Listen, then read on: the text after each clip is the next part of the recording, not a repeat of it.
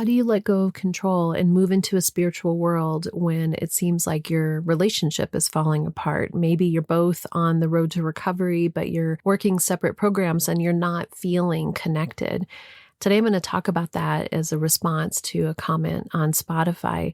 I really hope that what we're learning in Soul Recovery is this concept around how we can do our own work and be able to then step into our relationships with new eyes and new perception. In some ways, we're starting over. There's going to be a part B, a part 2 to this episode for Apple Podcast subscribers and free and paid Patreon members to discuss more about how we can look at who's right and using the 9-step soul recovery process to let go of that part of us that wants to blame. Enjoy the episode. Welcome to the Recover Your Soul podcast, a spiritual path to a happy and healthy life. My name is Reverend Rachel Harrison. I started Recover Your Soul after having profound changes in my life from my recovery of alcoholism, codependency, and control addiction. I was guided to share the tools and principles of spirituality and soul recovery to help others transform their lives as mine was transformed. For us to overcome external circumstances, we need to turn the attention to ourselves, focusing on our inner change and healing. Positive results in our lives will follow. Welcome to the Recover Your Soul podcast and community. I'm Rev Rachel. Thank you so much for choosing in on this soul recovery path with me, a spiritual path to a happy and healthy life. We are making a conscious decision to learn more about ourselves, to see that there's a lot of difficulty and complexity and stickiness, as I call it, happening around the world and in our relationships and in our families. And we spend a lot of time looking around on the outside and being discontent, being unhappy, being unfulfilled. And now we're recognizing through the step 1 in soul recovery, which is we're ready for awakening. We're recognizing that there is something within us that could be transformed to make a decision to heal and learn more about ourselves. And today's episode is around relationship. And it's based on another comment on Spotify, which I love getting comments from you. And if you ever have a topic that you want to learn more about, just email me at recoveryoursoulnet@gmail.com. I would love to hear what you want to hear about. But I read all your comments either on YouTube or on Spotify, any place that you can give a comment. And it was in response to the episode that we had that was Al-Anon through the lens of soul recovery, when the bottom is the beginning, surrender, and the freedom to let go. And the listener community member said, I hear a lot of things about letting go and letting God take control of the driver's seat. I don't understand that aspect when it comes to things about my marriage. As we work our programs separately and work on our marriage together, it seems impossible to find a place to be together and focus on us. It just seems as though our marriage is falling apart, even when neither of us want that to happen. So thank you, community member, for sharing that, because I feel like this is a really great question for so many reasons. And I'm also inspired by it because I was having a conversation with a friend recently who's going through some difficulties in her own relationship. And it just really reminded me so deeply of this element that we have in relationship that I experienced for years and years and years and years around how the other person needs to change and what's going on with them and the things that they're doing that aren't fulfilling us and how that's reflecting back to us and how dissatisfied and how sort of really unmanageable our life feels or how we just wish that it could be better. And I think that oftentimes, and I've heard me say this before, and again, as always, take what you need and leave the rest. This is my interpretation of the entire world through my lens, right? So if you don't resonate with some of it, it's okay. I'm not trying to make you believe what I believe. I'm showing you through the lens that has changed me, and I want it to be a place for you to contemplate your own belief systems, your own experience. When Rich and I used to go to therapy back in the day, And we went to a couple different people. We went to a therapist that is the famous therapist that told us at the very beginning of our relationship that our issue was alcoholism and alcohol. And we didn't want to see that. And so we turned on our heel and never went back. We also worked with our minister for years and years and years, who had been such a great resource for us. He's not a trained therapist and he has his own system, but he really just held space for us and had some mirroring back and forth for us. Some of the most profound work that he did with us actually was some concepts around Gestalt therapy, where we really looked at different aspects of our personality style. And he had us sit in different chairs. And each time you moved a location, you really embodied what that aspect of you that was coming up. And that's where I could really see that Rich's quote unquote judge was the part of him I continue to not like and didn't like for all those years. That was the hardest part for me. And I was able to really recognize the part of me that had a very frightened little girl that didn't know how to be in the room without that little girl being in the room anytime there was chaos. That was some of the greatest work that we ever did. It was very reflective, and we could see really intensely our own parts of ourselves. But oftentimes we just met with him, and it was a place where for an hour I complained. I just complained. I didn't like the things that were going on with Rich. And you know what? I'm just going to say it, rightfully so. Rightfully so.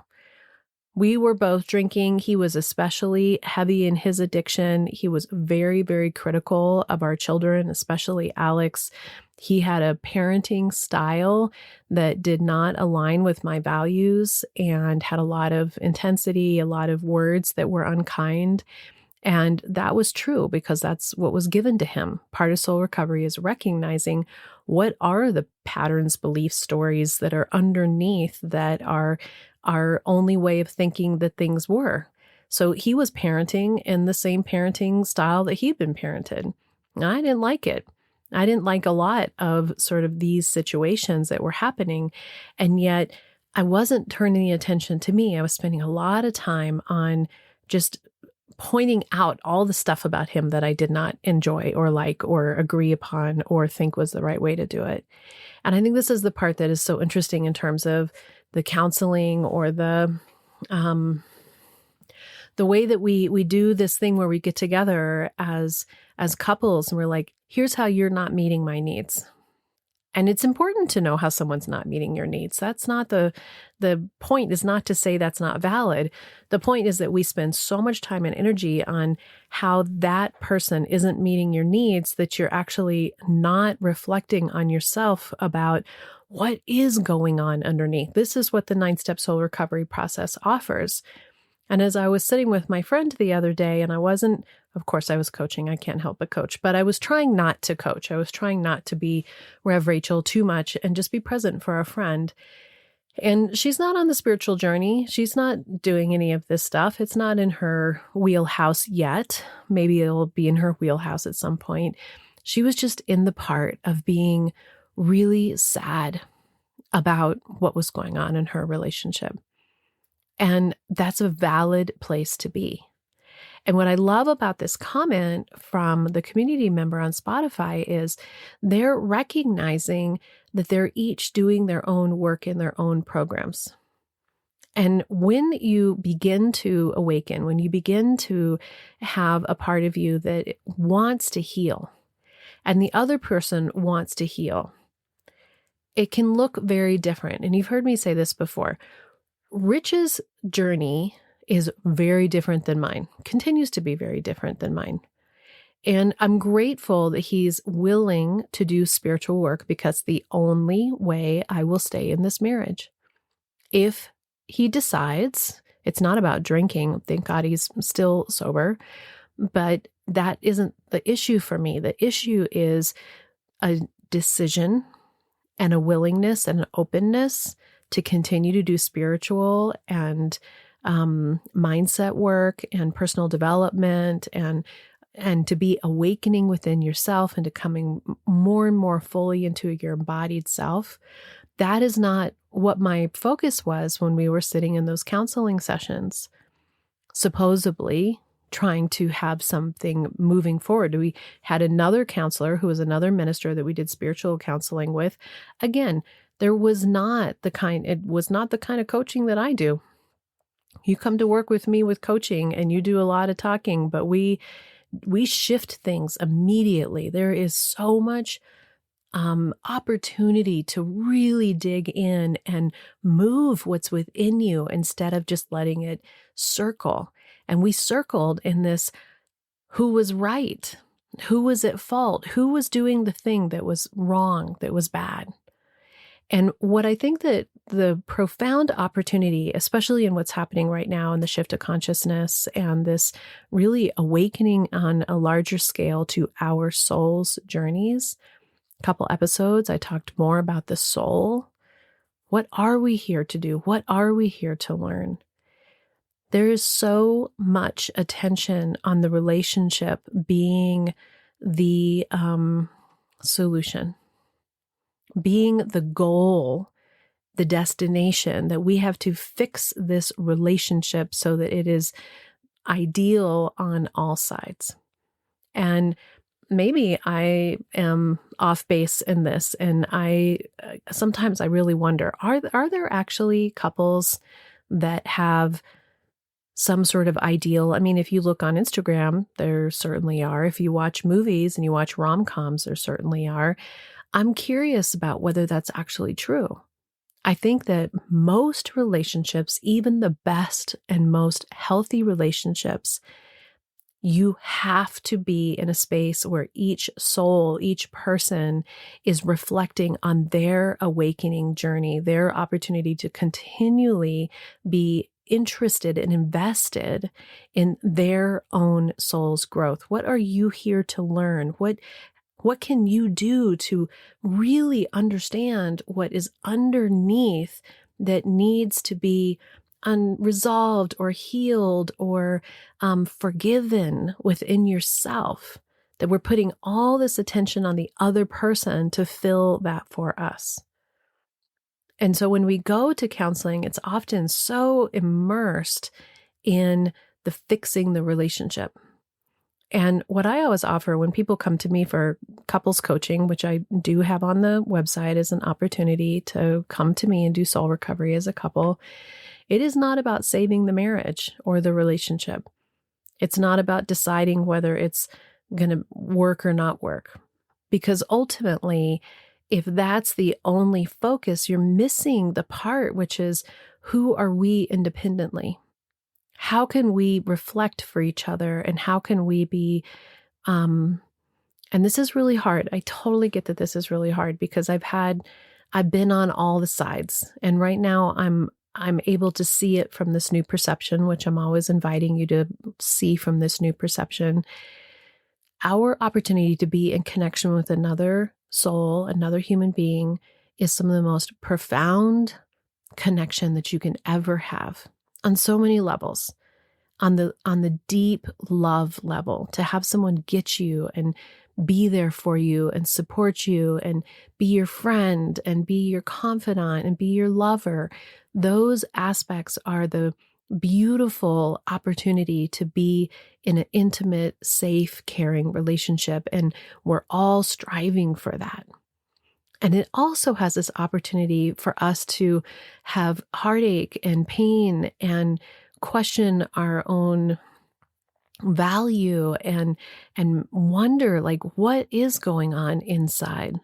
But we spend a lot of time putting that on the other person, and then when they're just doing their work as their soul, bumping up against their own belief systems, their own limiting beliefs, their maybe even karma from other lifetimes, we don't know. We feel like we're the ones that are getting the short end of the stick with them because we're consumed with the other person filling the hole in our heart that's really to be filled with our own wholeness, with our own well-being, with our own connection to spirit. And what I encourage people when they work with me is, let's walk side by side. This is what this comment was. How do you walk side by side in your own healing and connect and work on what that union is together. And the guidance that's really coming through that I think is really interesting is oftentimes it's about almost starting from scratch.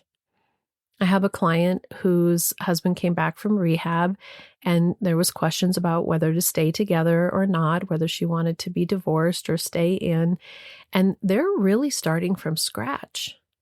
And I think that you have to give yourself grace that no matter how long you've been in a relationship, every day is a new day.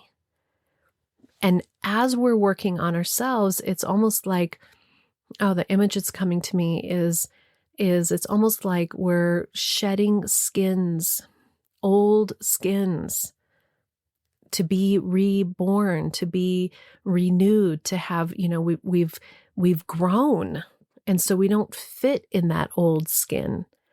And as we're shedding that skin and we're stepping into a new way of being, or even a butterfly is even a better example, because you're literally changing from one caterpillar all the way into a butterfly. You are completely changing. So you can't relate to each other in what it was before. That's the only way that I'm still married to Rich. The only way. Because as we've heard each other's call,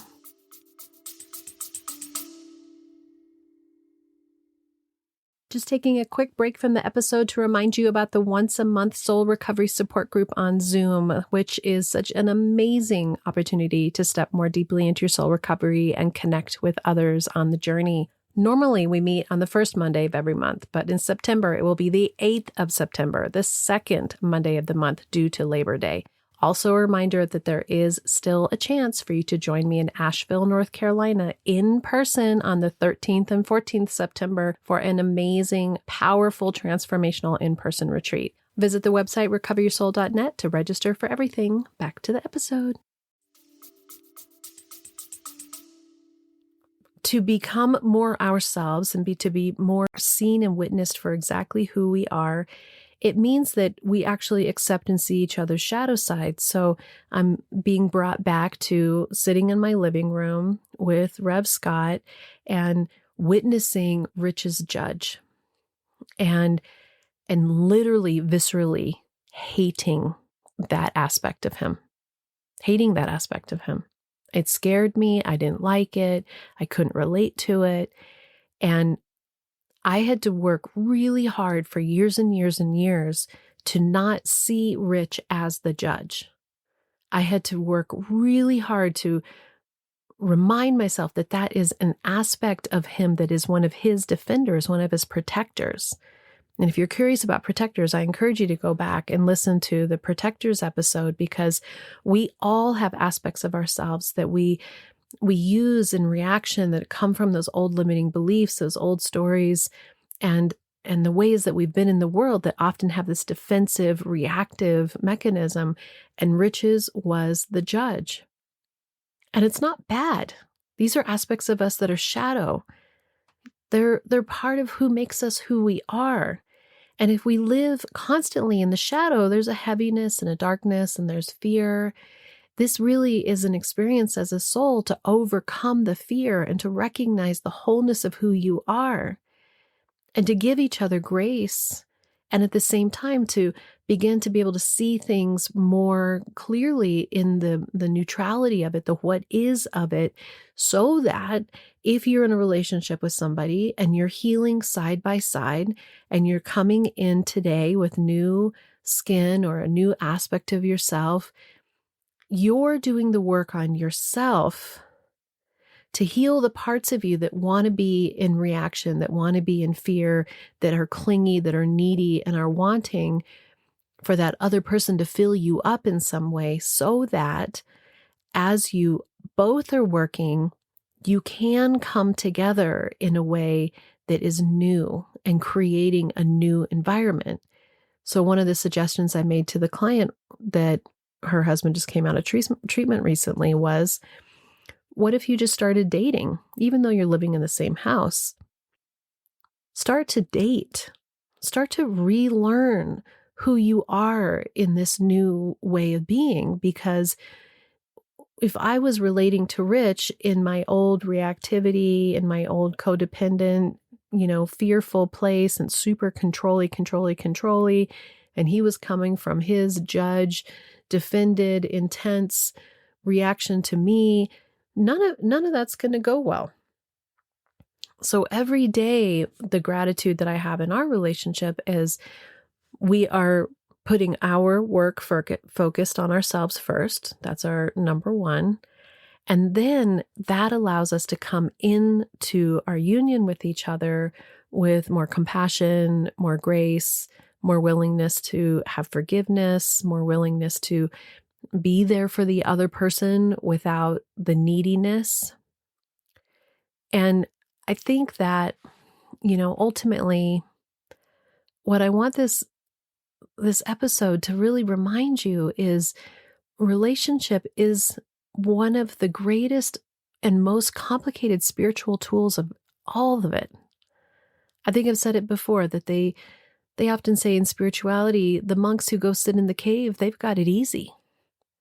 Those of us who are in the midst of it, in the complexities of our marriages and with our kids and with the people around us, we're doing the big spiritual work. And if you can open your heart enough to let go of grievance, to let go of resentment, to stop blaming, to stop spending so much time on what the other person isn't doing that you don't like versus who am I underneath? And why does this hurt me? And what is this reminding me of? Then you can have more clarity around whether this relationship is aligned or not. And not that someone's right or wrong. It's really, sometimes it just comes to a place where you say, I love this person so much, but neither one of us can totally be ourselves as we should be in the presence of each other. Or you say, man, if I let go of all these expectations that I have of the other person and I start working on me so that I can show up as my best self, so that I'm a most healed, loving, compassionate self, then I'll be curious and open to see how they respond back. And in general, you get what you send out. Are you ready to step into your soul recovery? Visit the website recoveryoursoul.net to learn more about the 9-step soul recovery process. I hope that you'll join us the first Monday of every month for the free soul recovery support group on Zoom, where we learn more about soul recovery and connect with each other. If you'd like to work directly with me to move through the 9-step soul recovery process, I'm here for you, but you can also choose to work the steps on your own with individual modules intended to support you to work at your own pace and on your own time. And if you want even more soul recovery, join us for the Recover Your Soul bonus podcast for Patreon members and Apple Podcast subscribers, where I interview amazing people sharing soul recovery tips for us and also do spiritual book studies. You can also find daily inspiration on Facebook and Instagram and join our private Facebook community. Visit the website for more information, links, and registration for everything. Back to the episode. Give freely, receive abundantly. Works for everything. Giving of your time, giving of your love, giving of your compassion, giving of your money. Give freely and receive abundantly. But expectations and fear can often really cut us off from seeing clearly, because it's all a protection mechanism within us somewhere that is a reaction to our pain. So I don't actually know if I answered the question that they were responding to in that, aside from the fact that, there needs to be grace. There needs to be grace on all sides. And, I've said before that if you're not safe, if you're not physically or emotionally safe, it's pretty hard to do this deep spiritual work and to really allow a relationship to have its transformation. And that's one avenue to really understand. But on the other level, if you're with somebody and you are physically, emotionally safe, it's just complicated and sticky and hard.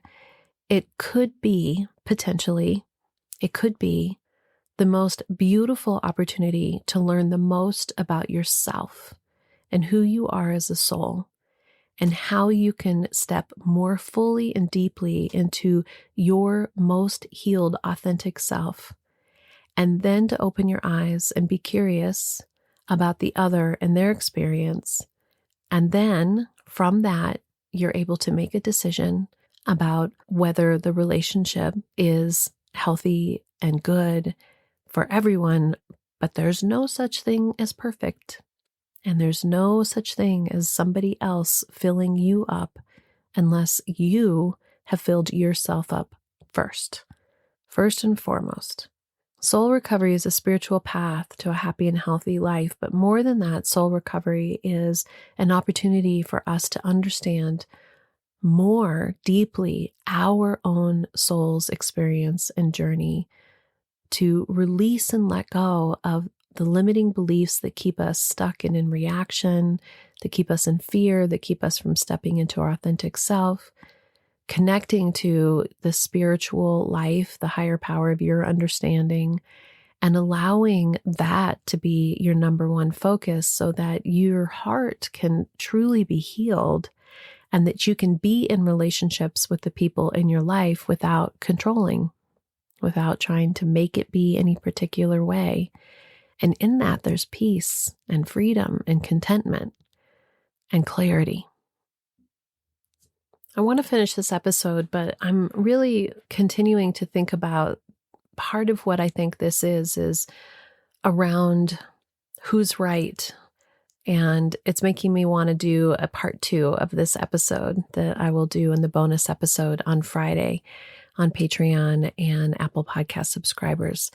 And as I promised, when I do these 2-parters, I really want to pull in the 9-step soul recovery process and how you can use that in your own life to work through this. So if you are interested in continuing this conversation and learning more around relieving that part of yourself that gets attached to having been harmed or wounded or who's right in a situation, I encourage you to go check out this part 2 of the podcast.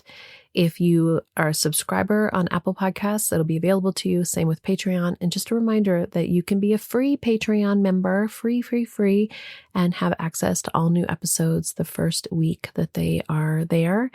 And for a cup of coffee a month, you can have access to over 200 bonus podcasts, which have a lot of amazing interviews, book studies, Al-Anon through the lens of soul recovery, spiritual book studies, so many great things. So I hope that you'll go check out this part 2. Okay. Until next time, namaste. Thank you for listening, and I hope that helps support your soul recovery process.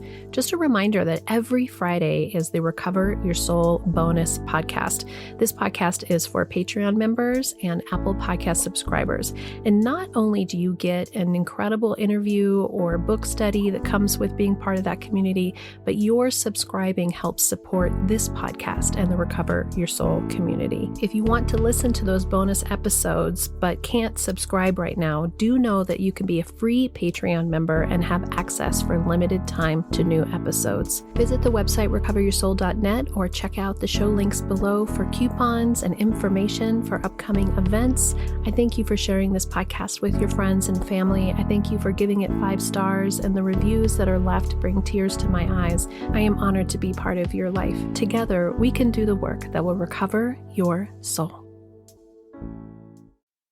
The Recover Your Soul podcast and its content is for educational purposes only and is not allied or representative of any organizations or religions. It's based on the opinions and experience of Reverend Rachel Harrison. Recover Your Soul claims no responsibility to any persons or entity for any liability, loss, damage, or cause alleged to be caused directly or indirectly as a result of its use. Applications or interpretations of the information represented herein. Take what you need and leave the rest.